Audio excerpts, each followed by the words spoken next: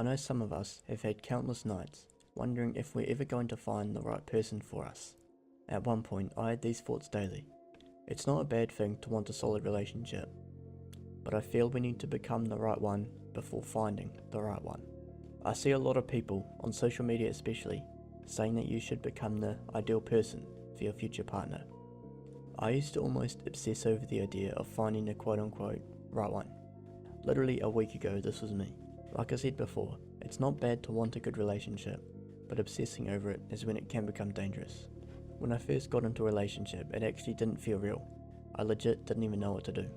It wasn't until after I started focusing on myself that things started to make sense. When I stopped chasing this perfect idea of a relationship and instead started to ask myself why I wanted one so badly, I realized I was looking for someone to fill a missing gap within me.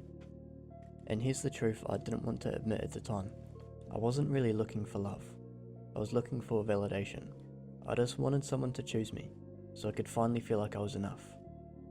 The obsession I had was just insecurity, dressed up as romance. I thought finding the one would fix everything wrong inside of me.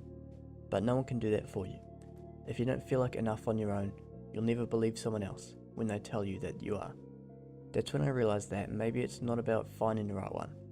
Maybe it's about becoming someone who doesn't need to be saved.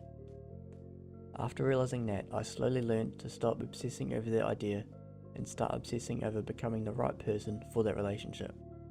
Because let's be honest, 9 times out of 10, the ideal relationship won't come to the person you are today. So obsessing over the relationship side of it won't change anything.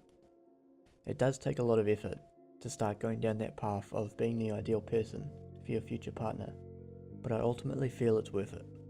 It is easier said than done, but the results will be extremely worth it. I'm not saying to only become better for your future partner either. Obviously you should do it for yourself, but having that as a backup has helped me a lot. Whenever I get stuck or don't want to do something, I always remind myself that my future self wouldn't be doing this. Your future partner as well wouldn't want you doing this. So while your main reason for improving should be for yourself, having that secondary reason could save you. And honestly, that mindset changed everything for me. When you start becoming someone that you're actually proud of, your standards change with that. You aren't waiting for the one to magically appear and come to you. You start building a life that welcomes them and is a perfect spot for them.